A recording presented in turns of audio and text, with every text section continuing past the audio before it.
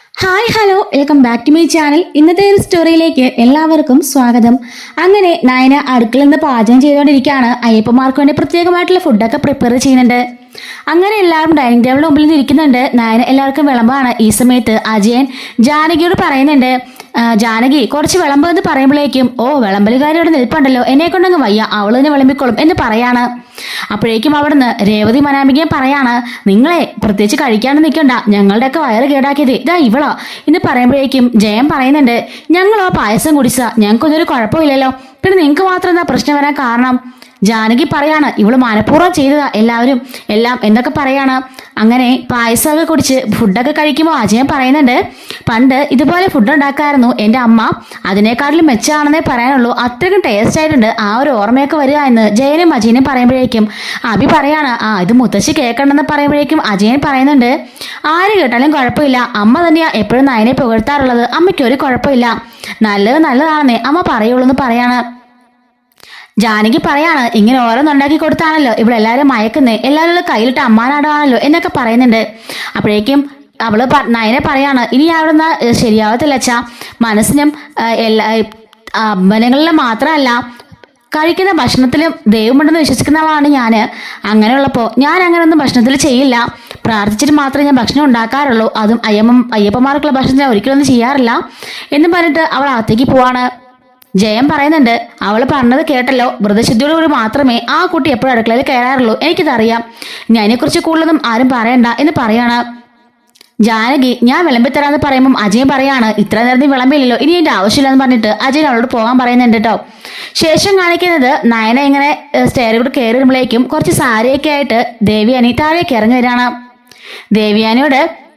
ദേവീനോട് ചോദിക്കുകയാണ്, എല്ലാവരെയും പായസമൊക്കെ കുടിപ്പിച്ച് നീ എല്ലാവരെയും കയ്യിലെടുത്തോടെന്ന് ചോദിക്കുമ്പോഴേക്കും എനിക്ക് അതിൻ്റെ ഒന്നും ആവശ്യമില്ല, ഞാൻ അല്ലാതെ തന്നെയാ പായസമൊക്കെ ഉണ്ടാക്കുന്നത്, അവരെന്നെ സ്നേഹിക്കുന്നത് എൻ്റെ കുഴപ്പമാണെന്ന് ചോദിക്കുകയാണ്. പിന്നെ പറഞ്ഞാക്കി ഓർമ്മയുണ്ടല്ലോ, 40 ദിവസം അവൻ വ്രതം നോക്കുക, അതുകൊണ്ട് ആ സൈഡിലോട്ട് പോയേക്കരുത്, പിന്നെ നിനക്ക് വേണമെങ്കിൽ നിന്റെ വീട്ടിൽ പോയി നിന്നോ എന്ന് പറയുന്നുണ്ട്. നയനെ പറയാണ്, അതിൻ്റെ ആവശ്യം എന്താ, എൻ്റെ അച്ഛനും മലയ്ക്കൊക്കെ പോകാറുള്ളതാ, എങ്ങനെ നിൽക്കണമെന്നൊക്കെ എനിക്കറിയാം, ഞാൻ അതുപോലെ നിന്നോളാം എന്ന് പറയുന്നുണ്ട്. പിന്നെ ഞാൻ പറഞ്ഞത് വെറുതെ ഒന്നുമല്ല, 40 ദിവസം നിനക്ക് വേണമെങ്കിൽ പോകാം, പണ്ട് അമ്മയുടെ മോനും ഇങ്ങനെ തന്നെ ആയിരുന്നു, എന്നെ കാണാതിരിക്കുന്നതായിരുന്നു ഏറ്റവും ഇഷ്ടം, പക്ഷെ ഇപ്പം അങ്ങനല്ല, എന്നെ കാണാണ്ടേ ഒരു ദിവസം പോലും എൻ്റെ ഭർത്താവിനിരിക്കാൻ സാധിക്കില്ല, അതിപ്പോൾ അമ്മയ്ക്ക് എന്നെ മനസ്സിലായി കാണുമല്ലോ എന്ന് പറയാണ്. എനിക്കറിയാടി, നീ അവനെ കയ്യും കാലും കാണിച്ച് വഷ്ടാക്കി വെച്ചിരിക്കുകയല്ലേ, അതൊക്കെ മാറ്റണം എങ്ങനെയാണെന്ന് എനിക്കറിയാം. നയനെ പറയുന്നുണ്ട്, അമ്മ എന്തൊക്കെ വിചാരിച്ചാലും 40 ദിവസം കഴിയുമ്പം ഞങ്ങൾ ഒന്നാമതിന് ചെയ്യാമേ, അമ്മ കണ്ടോ എന്ന് പറയാണ്. ഓഹോ, നീ അത്രത്തേക്ക് ആയോടി, നീ കണ്ടോ, നിന്നെ ഒരിക്കലും ഞാൻ അവളുടെ കൂടെ ജീവിക്കാൻ സമ്മതിക്കില്ല, ഓരോ കാരണങ്ങളും ഞാൻ ഇതിനിടയ്ക്കെടുത്തിടും, അങ്ങനെ നീ അവനെ ഒന്നിക്കാൻ ഞാൻ സമ്മതിക്കില്ലടി എന്നൊക്കെ ദേവേനി പറയുന്നുണ്ട്. അങ്ങനെ അവിടെ ദേവേനി പിണങ്ങി ദേഷ്യപ്പെട്ട് ഇറങ്ങി പോകുന്നുണ്ട്. അങ്ങനെ അവള് മുറിയിലേക്ക് ചെന്ന് സങ്കടപ്പെട്ട് നിൽക്കുകയാണ്. അപ്പോഴേക്കും അങ്ങോട്ടേക്ക് നവ്യ ചോദിക്കുകയാണ്, എന്താ നയന, എന്ത് പറ്റി, എന്ത് വിഷമിച്ചിരിക്കുന്നു ചോദിക്കുന്നുണ്ട്. അമ്മ ഇങ്ങനെയൊക്കെ പറഞ്ഞു, എന്നോട് വീട്ടിൽ പോയി നിൽക്കാനാ പറഞ്ഞെന്ന് പറയുമ്പോഴേക്കും നീ എന്തിനാ പോകുന്നത്, നീ ഒന്നും പോകേണ്ട ആവശ്യമില്ല, നിന്റെ അമ്മായിമ്മ അങ്ങനെ ഓരോന്നൊക്കെ പറഞ്ഞോണ്ടിരിക്കും, ശരിക്കും പറയാൻ വരാമെന്ന് ചോദിക്കുകയാണ്. എങ്ങനെ ചേച്ചി, എങ്ങനെ പറയാനാ, എൻ്റെ ഭർത്താവിൻ്റെ അമ്മയായി പോയില്ലേ എന്ന് പറയുമ്പോഴേക്കും ദേവേനതെല്ലാം ഒളിഞ്ഞു കേട്ടുകൊണ്ട് നിൽക്കുകയാണ് കേട്ടോ. അങ്ങനെ ഈ സമയത്ത് നയനെ പറയുന്നുണ്ട്, ആദർശേട്ടൻ ഇപ്പോൾ പണ്ടത്തെ പോലൊന്നും അല്ല, 41 4 ദിവസം പോലും എന്നെ കാണാതിരിക്കാൻ പറ്റില്ല, ഞാൻ വിളിച്ചു പറഞ്ഞപ്പോൾ അമ്മ അങ്ങനെയൊക്കെ പറയും, നീ ഇവിടുന്ന് പോകണ്ടെന്ന് ആദർശേട്ടൻ പറഞ്ഞേ, നിന്നെനിക്ക് കണ്ടോണ്ടിരിക്കുന്ന ആദർശേട്ടൻ പറഞ്ഞു, എടി ഇനി എങ്ങാണ് നിന്റെ അമ്മായിമ്മ പറഞ്ഞ് നിന്റെ ആദർശേട്ടനെ കൂടെ തിരിപ്പിക്കുമോ, അതിനൊന്നും ഇനി ഒരിക്കലും സാധ്യതയില്ല ചേച്ചി, കാരണം ആദർശേട്ടന് ഇപ്പം എന്നെ ഭയങ്കര ഇഷ്ടമാണ്, അങ്ങനെ അമ്മ പറഞ്ഞ കേട്ട് ആദർശേട്ടനെ ഒഴിവാക്കാനൊന്നും പോകുന്നില്ല, അതെനിക്ക് ഉറപ്പാ എന്ന് പറയുന്നുണ്ട്. ഇതൊക്കെ ഇടനുള്ള ദേഷ്യപ്പെട്ട് ദേവേനെ ഇവിടുന്ന് പോവാണ്. ഈ സമയത്ത് നവ്യയോട് നയനെ പറയുന്നുണ്ട്, എന്തൊക്കെയാണെങ്കിലും എൻ്റെ ഭർത്താവിൻ്റെ അമ്മയായി പോയില്ലേ, എന്നെ സ്നേഹിക്കുന്നതിനെ ആദർശിക്കുന്നതിനപ്പുറം അമ്മയെ സ്നേഹിക്കുന്നുണ്ട്, അതുകൊണ്ട് തന്നെ ആ അമ്മയുടെ മനസ്സ് മാറാൻ മാത്രമേ ഞാൻ പ്രാർത്ഥിക്കാറുള്ളൂ, അല്ലാതെ അവർ തമ്മിൽ തെറ്റിപ്പിരിയണമെന്ന് ഞാൻ ഒരിക്കലും പ്രാർത്ഥിക്കാറില്ല എന്ന് നവ്യയോട് പറയുന്നുണ്ട്. ഇതേ സമയത്ത് ജയന്റെ മുറിയിലേക്ക് ദേവേനി വരുന്നുണ്ട്. അങ്ങനെ കിടക്കാനൊക്കെ ആയിട്ട് മാലയും വളയൊക്കെ ഊരി ഇങ്ങനെ വെക്കാണ്. ഈ സമയത്ത് ജയൻ ചോദിക്കുന്നുണ്ട്, നിനക്ക് നാണമില്ലേ ദേവിയാനി, ആ കുട്ടി എന്ത് കാര്യമായിട്ടാണ് ഓരോന്നൊക്കെ ചെയ്യുന്നത്, എന്നിട്ട് നിനക്ക് മനസ്സിലാകത്ത് ഇപ്പോഴുടെ വെറുപ്പാണല്ലോ ചോദിക്കുന്നുണ്ട്. ചേട്ടാ, പിന്നെ ഞാൻ ഒരു കാര്യം പറയാം, എനിക്ക് അവളെ സ്നേഹിക്കാൻ കഴിയില്ല, എൻ്റെ മരുമകളെ അത് അനാമികമോളെ മാത്രമാണ്, അത് നിന്റെ വെറും തോന്നൽ മാത്രമാണ് ദേവിയാനി, അവളത്രക്ക് സ്ട്രൈറ്റ് ആണെന്നും എനിക്ക് തോന്നില്ല, അവളുടെ അച്ഛനമ്മയും അതിനപ്പുറത്തെ ഫ്രോഡാണെന്ന് എനിക്ക് തോന്നിയെന്ന് പറയുന്നുണ്ട്. ഇതൊക്കെ ആദർശല്ലേ ഏട്ടനോട് പറഞ്ഞത്, അവൻ അങ്ങനെ പറയുള്ളൂ, കാരണം അവൻ ഇപ്പോൾ ഇഷ്ടം ആ നയനെയും അവരുടെ വീട്ടുകാരാണ് എന്ന് പറയാണ്. ജയൻ പറയുന്നുണ്ട്, അവൻ പറഞ്ഞതിന് കാര്യമില്ലേ, അവരെന്ത് പക്വതയോടെ പെരുമാറുന്നേ, അതുപോലെയാണോ ഇവിടെ ആ അനാമികയുടെ അച്ഛനമ്മയും കാണിക്കുന്നേ എന്നൊക്കെ ചോദിക്കാണ്. ഈ ഒരു സമയത്ത് ദേവേനി പറയുന്നുണ്ട്, അല്ലെങ്കിൽ ചേട്ടൻ അങ്ങനല്ലേ പറയുള്ളൂ, ഇവിടെയുള്ള എല്ലാവരും അവള് കയ്യിലെടുത്ത് വെച്ചിരിക്കുക, അത് തന്നെ കാരണം. എന്റെ മോൻ പോലും കണ്ടില്ലേ ഇപ്പൊ അവളുടെ പുറകെ നടക്കുന്നേ എന്ന് പറയുന്നുണ്ട്. ജയൻ പറയാണ്, നിനക്കറിയാലോ നമ്മുടെ മോനൊരു അസുഖമുള്ളതാണ്, കുഞ്ഞിലോട്ടെ അവന് വേണ്ടിയിട്ടാണ് നീ വേറെ മോൻ പോലും വേണ്ടെന്ന് തീരുമാനിച്ചിരുന്നത്. അങ്ങനെയുള്ള സ്ഥലത്തേക്ക് വിവാഹം കഴിഞ്ഞപ്പോൾ അവന് അതുപോലെ പെൺകുട്ടിയെ കിട്ടിയത്. അവൾ എത്രമാത്രം നന്നായിട്ടാ അവനെ നോക്കുന്നത് നീ കണ്ടോ എന്ന് ചോദിക്കാണ്. നീ നോക്കുന്നില്ലെന്നല്ല പറഞ്ഞത്, പക്ഷെ അതിൽ നന്നായിട്ട് കെയർ ചെയ്യുന്നുണ്ട് അവനെ അവള്. അതുകൊണ്ടാ അവന് വിവാഹശേഷം അത്രയ്ക്ക് കൂടുതലായിട്ടൊന്നും ഒന്നും വരാഞ്ഞത്, നീ അത് ഓർക്കുന്നില്ലെന്ന് ചോദിക്കാണ്. അവൾ ഇങ്ങനെ പലരെയും പറഞ്ഞ് മനസ്സിലാക്കി, പലരെയും അവളുടെ താളത്തിന് കൊണ്ടുവരായിരിക്കും.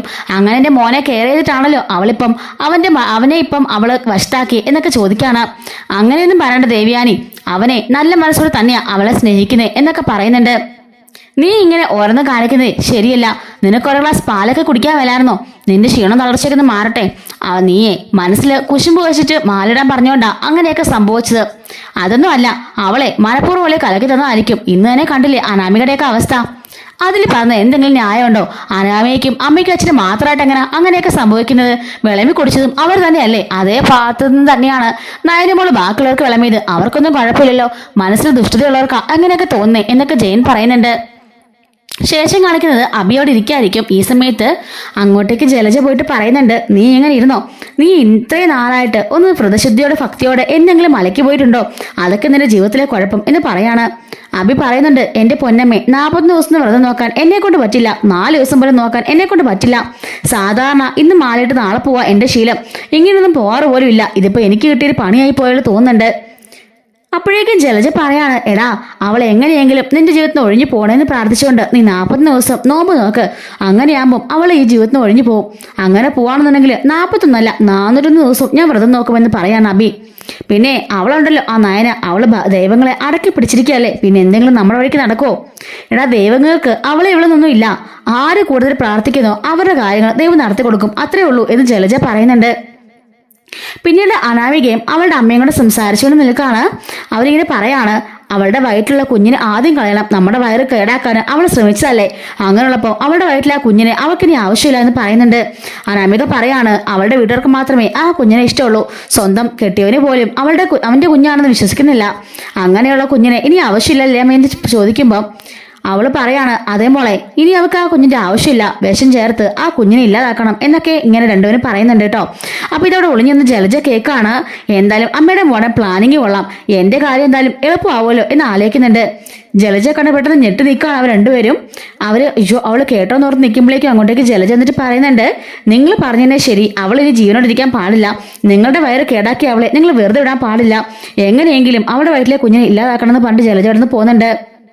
അപ്പോഴേക്കും അനാമിക അമ്മയും പറയാണ്, എന്തായാലും ഇവർ നമ്മുടെ കൂടെ സപ്പോർട്ടുള്ളത് നല്ലൊരു കാര്യം തന്നെയാ, എന്ത് ദുഷ്ടത്തരത്തിനും കൂടെ ഇവർ കാണും, ഇവരെ പിടിച്ചാൽ മതി എന്നൊക്കെ അനാമികയും അമ്മയും കൂടി അവിടുന്ന് ഡിസ്കസ് ചെയ്യുന്നുണ്ട് കേട്ടോ.